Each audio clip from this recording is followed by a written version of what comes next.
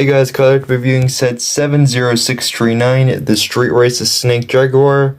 This set released January 1st, 2018, retailed for €30 and comes with 2 minifigs. And all that said, let's get into review. So starting with the first minifigure we have in this set here is Zane in his Ninjago with an outfit, and I think it looks really great here.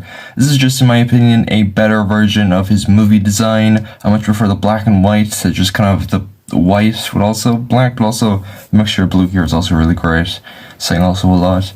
This is a pretty detailed minifigure, although the dots I feel do kind of, I don't know, it's a bit weird to just randomly have them on some parts of the suit, like the torso and legs, well, at least half the legs, and just not have them on like the arms or like any of the other parts. I feel as though maybe they should have left the dots and just had plain white, but it adds to it.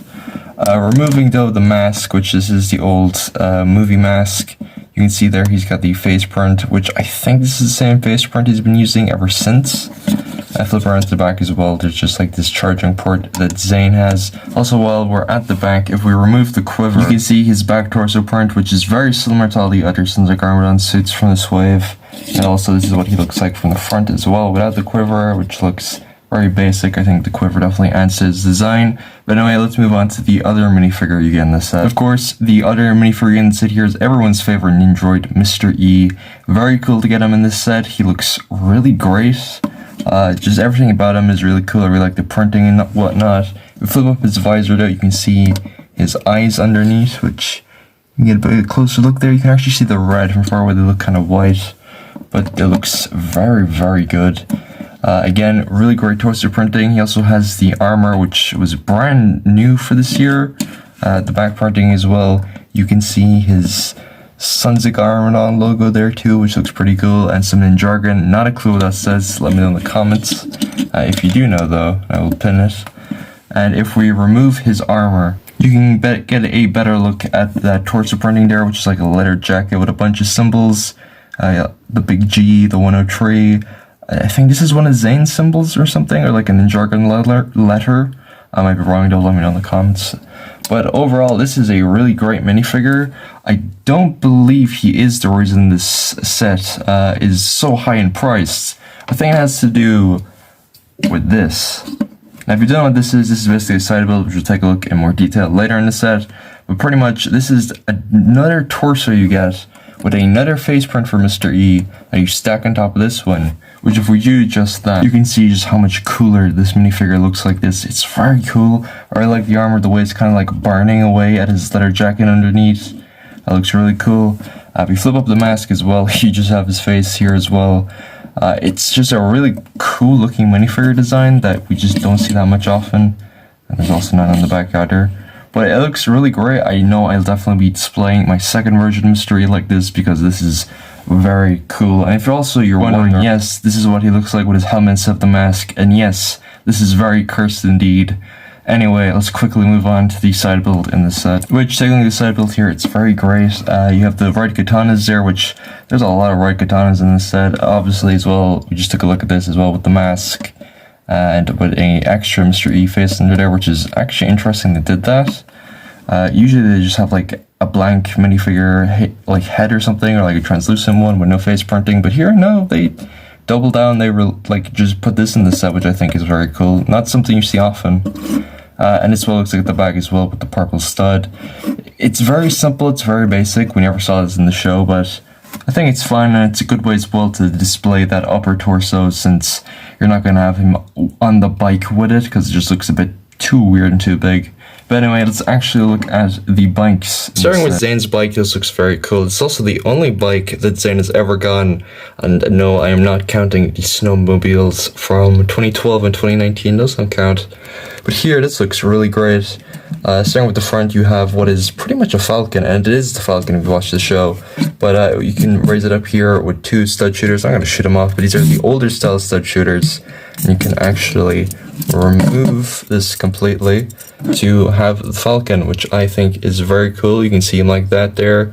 Although, unfortunately, if you do remove him, the bike is very empty looking, and also has a, like, printed, well, a sticker here as well, which I don't get why, since majority of the time it's going to be covered up by the Falcon, which is very weird. But also, speaking of weird, some images show Zayn on the bike with the quiver. Some of them like show him without the quiver, and this is true for the boxer, by the way, and the instructions. But it can't really fit on here. I think maybe this is an illegal building technique.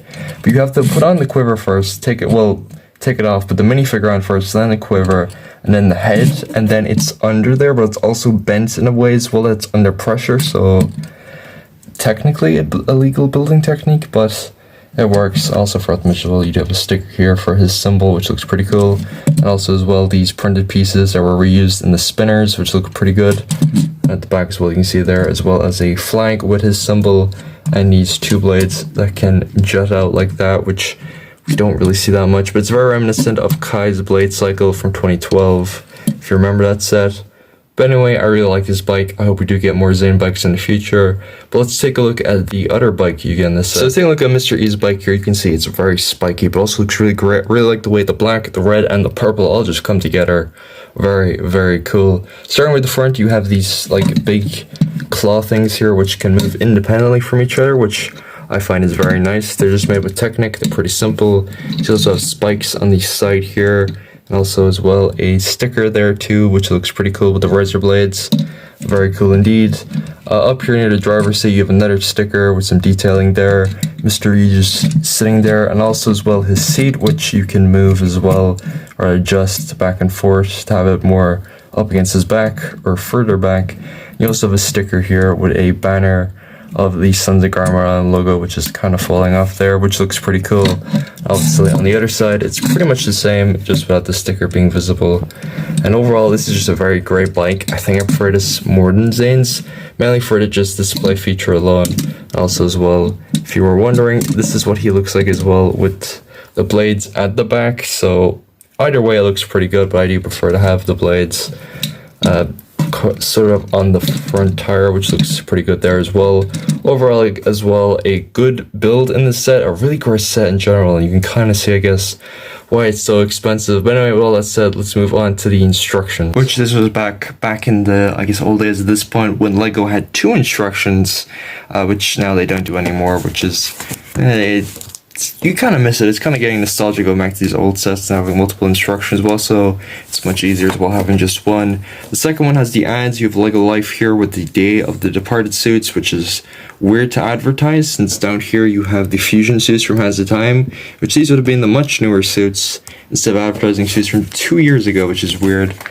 But as well as that, we have some of the ads for the other sets, Sons of Garmaran Headquarters, the street race and stuff. I have reviewed the Katana V11, check that out. You also have the Temple Resurrection, which I might do a review on. I did get it recently over time recording this video, so I'll see if it fits in the recording display though.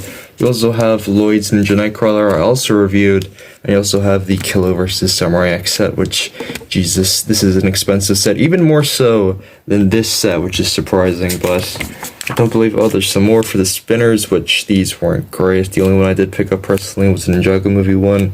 Got it for Christmas. All of these other ones are kind of lame, I can't lie. You also as well have the play features here, which is very cool, and you also have that as well. Yeah, anyway, enough talking. Done with the instructions. Let's move on to the box. So taking a look at the box here, you just have obviously the box art, which looks pretty cool. You've Garmaran up here, which it's more in line with the movie sets, which I guess they were kind of advertising for newer fans to get on the show at this point. Which, and also as well the masks, collect them all, which I do wish like Ninjago would have more unique collectible stuff in the sets, like the masks again or something, instead of like the golden weapons again. But we'll have to see, I guess, for 2023. Also have Lloyd there, as well as the play features we just saw in the instructions, and also just a fight with the duel. We also have Mystery there with the forearms on the bike. But anyway, what do I think of this set? I think this set is perfect. This is one of my favorite LEGO sets of all time. I just really like the bikes, the side build, just everything about it. The minifigures, also great. Is it worth the price? No. I got mine for €30 on like a secondhand LEGO website, and even that I think is fair enough. That's retail.